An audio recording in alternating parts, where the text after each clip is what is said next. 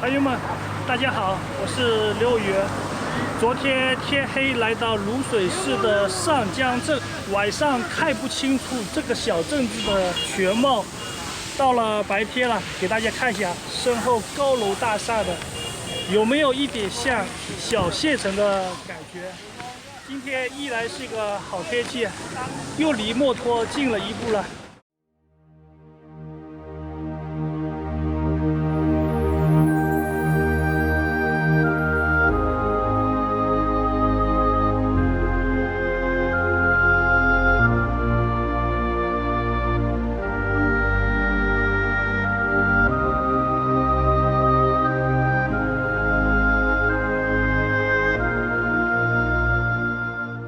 中午吃一份大份的砂锅米线，放点辣椒，看起来挺好吃的。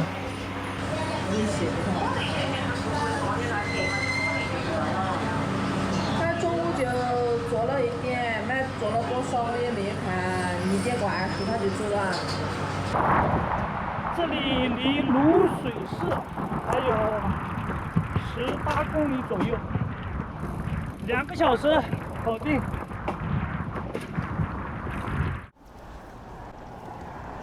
怒江这边的马路修的是没话讲，4车道的。在马路边看到好多养鱼的，下面也是。它这里怒江边养鱼特别的方便，可能昨天吃的罗非鱼就是这里养的，味道非常好，非常新鲜。以前我一直认为怒江这边219这边会比较落后一些，但是来了之后发现这边的马路高速修得非常漂亮整洁。你看一下，这上面就是高速公路了，一路都是这种高架铺过去的，造价不菲啊。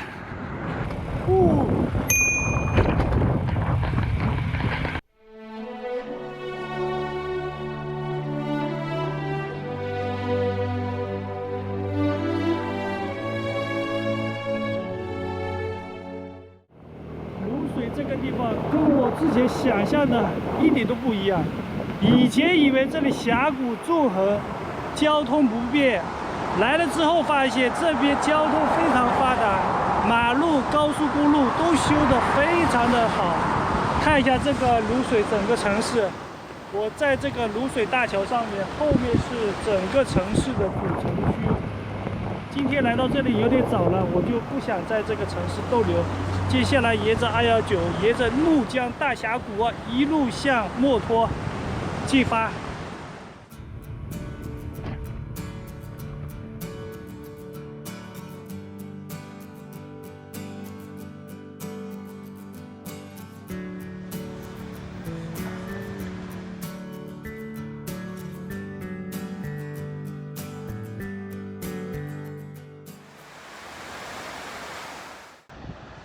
这辆新买的自行车骑了不到几天，后轮的轴已经是坏掉了。这个真的是有点不耐用啊，就是这里面那个花鼓应该是有那个异响啊。把这个轮子转起来就能发现问题了。它这个牙牌在左右偏，里面那个花鼓我估计坏掉了，轴承坏了。自行车坏了，现在回到泸水市找一家车店给他看一下吧。10有8九是那个花鼓坏了，需要换新的了。老板，这个车后面有这个异响。异响？对，那我给你听一下呢。你看，这个不好处理啊，有塔机的声音。是不是就是这个塔机是不是啊？里面那个轴承坏了是不是？也没坏，只是肯定进水了。进水啊！我这车刚买了才几天。呼呼的响，你有问题了嘛？这呼呼的声音就是有问题。这个能不能修？这个不好修呢，太难修了，这个东西。太难修啊！这个声音了嘛？然后昨天还没有的，今天我那个爬坡爬着就想起来了。新车呢？这是？啊，新车就买来骑了才几天。你可以找他退换一下的嘛，这个问题。退换。比如说我们这个车，如果你2、3天出个问题，我们可以换的。然后刚刚换了一个脚踏，这个是原装的那个脚踏，骑起来有这个异响啊。花了160买一个新的，这个脚踏好一些，只能将就的骑吧，骑到灵芝墨脱那边，想办法把这辆车坏了。在卤水市的自行车店，坏了一副脚踏，脚踏也坏了。塔基的话，相同的型号他那里没有，只能在网上买。如果网上买寄过来，至少得5、6天，我等不了啊。所以现在还能骑，只能往前面骑。晚上的话，网上买一副塔基过来。刚刚联系了昆明那边的实体店，我说这个东西坏了，他们不承认，只有把自行车寄过去让他检查，他才会承认，只能认倒霉了吧。所以说，自行车售后质量这一方面很关键。像我这辆自行车买来不到5、6天吧，骑了5、6天就坏了，质量问题，只能倒霉吧，只能自己去买配件。买这辆自行车，我主要的目的就是为了新车，以为新车在路上不容易坏，想不到还是坏了。现在骑自行车的体验很差，但是也没办法，欣赏一下怒江沿途的农村风景，让自己的心情更好一些吧。在这种长途的骑行路上，就害怕这种塔基轮毂坏了，自己都没法修，因为修这个东西你必须要换零件，而且这些零件是买不到的，只能去找官方。无奈啊，运气不好，只能买了一辆次品车吧。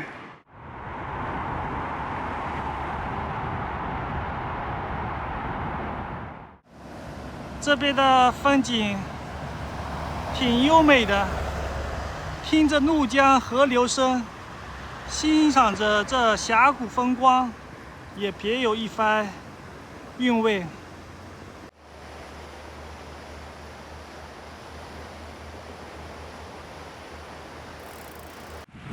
骑在这个自行车绿道上面，远离国道，非常的安全。但是可惜，也就那么几公里吧，就要回到国道了。但是总比没有好了。越往峡谷深处走，峡谷就越来越窄了，河流就越来越湍急。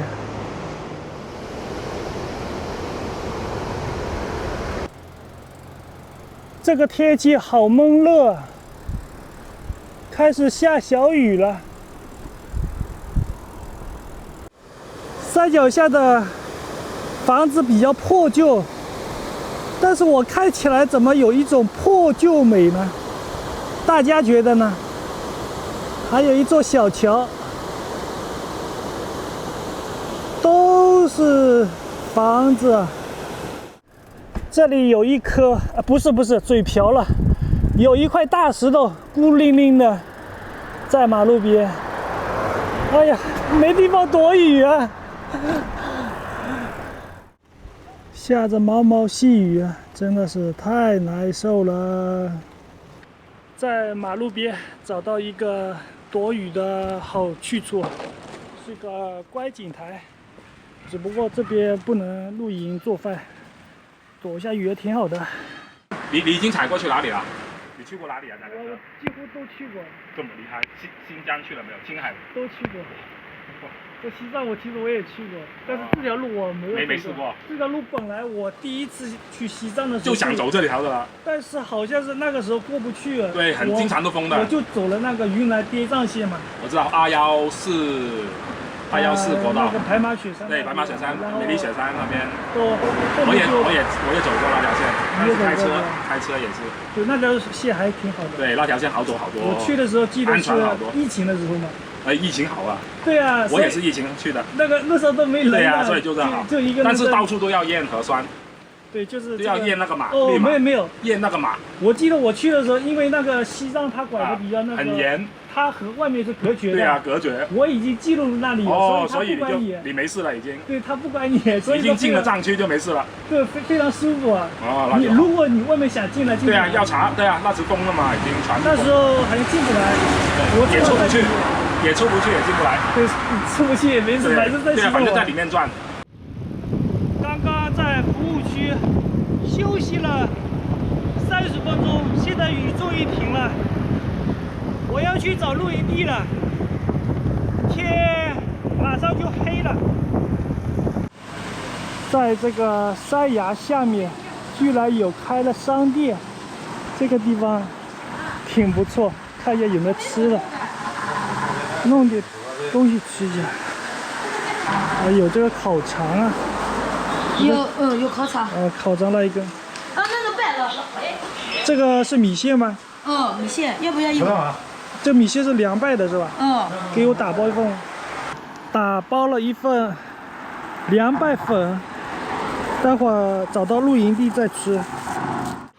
前面有个服务区，看一下那边能不能住一个晚上。天黑了，在峡谷里面骑自行车是非常的危险的。太热了，休息一下。爬上坡骑不动了。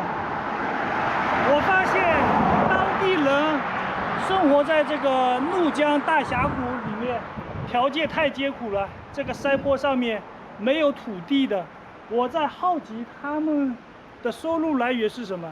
种不了地，只能养一些牛啊羊吧。其他的话，在这个峡谷里面能有什么一些赚钱的事情可以做呢？晚上的7点钟，天快黑了，马路边看到一个闲置的铁皮房，这边是砂石场啊，我看一下能不能搭个帐篷。下雨了，这个闲置的铁皮房就在马路边，货车经过的时候有点吵，因为马路离这里太近了。以前这里是个砂石场，看了一下这个房间，楼下这个门几乎都是关掉的，但是这个门是开着的。我不想走了，我再往前面走，下雨的话找不到地方躲雨，可就麻烦了。清理一下子这个房子还是非常干净的。7点钟了，天马上就黑了。我们国家贫困的地区有很多，但是怒江大峡谷也是全国比较贫困的地方之一了。为什么贫困？你看一下这边地理环境就知道了。长约几百公里的怒江大峡谷，这边的土地很少，一般的居民都是居住在山上面的。这里算好的了，因为靠近国道，交通比较方便。那如果住在这个山上面更高的地方，条件会更加的恶劣。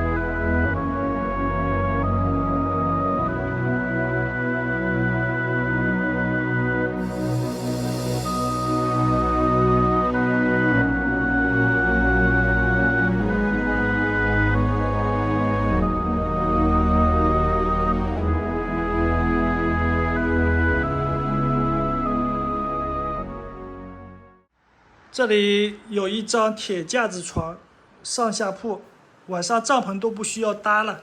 这个房间还挺干净的，有人在这里搭过帐篷，感觉清理过。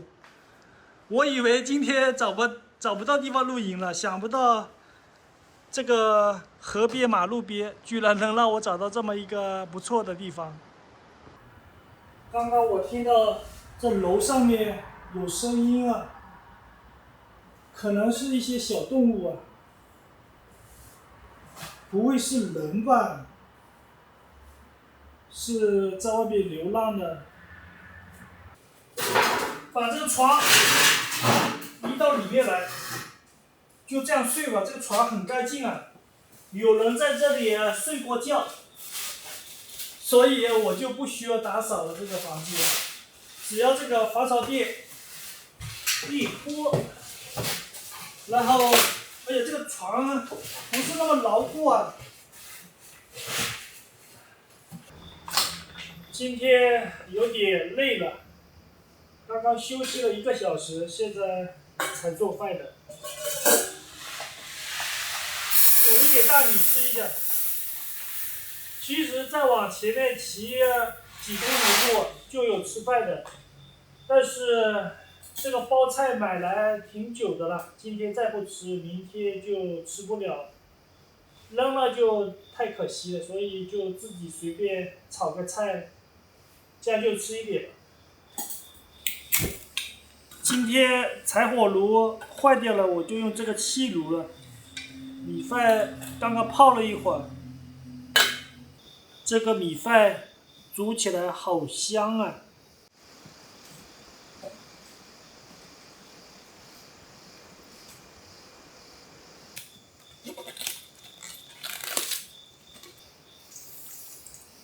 来点油，这个油挺香的，放入辣椒、蒜，5颗、6颗冰糖，火不是那么猛啊，这个包菜也不是那么好炒，来点盐巴。少来点，吃的清淡点，倒不出来呀，怎么？来点酱油，少放点。哎呀，太多了这个，完了，酱油倒的有点多，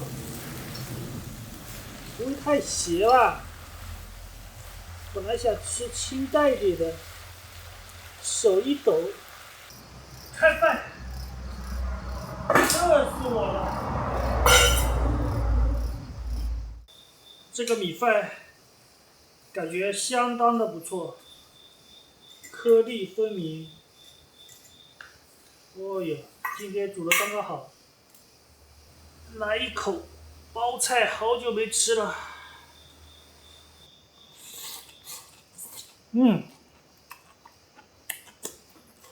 哇，这包菜好嫩啊，还没有老，可以。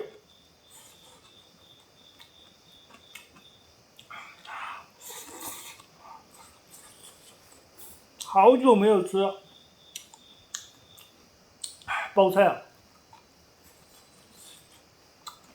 还是原来的味道。我还以为这个包菜会变老，想不到一点都没有。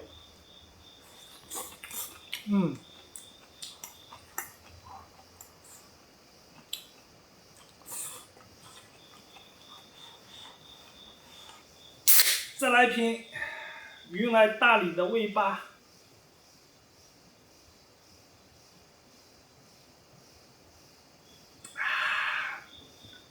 一个包菜吃完了，只剩下辣椒了。吃完饭把门给它关了，睡觉时候也不早了。这个门好像是坏的，啊也能用，但是不牢固。这一次我带的睡袋啊比较的薄一些。目前这里的气候天气很热的，这种薄的睡袋又轻，带着方便。天气冷了再买厚的睡袋吧。把窗户一关，这楼上面感觉有脚步声，有点恐怖啊。我还以为今天会是一个比较好的露营地，想不到二楼的铁皮屋有异响。幸亏我呢胆子比较大，所以今天还是将就的住一个晚上了，应该是没什么特别大的问题。可能晚上半夜睡得不是太好。后面这个有电线钩啊，把它弄一下，还有蜘蛛网啥的。这屋子的外面全部都是虫鸣声，听着虫鸣声入睡。完了，朋友们，美好的一天又过去了，我也该躺下休养生息，明天养足精神，继续往墨脱进发。拜拜，睡觉啊。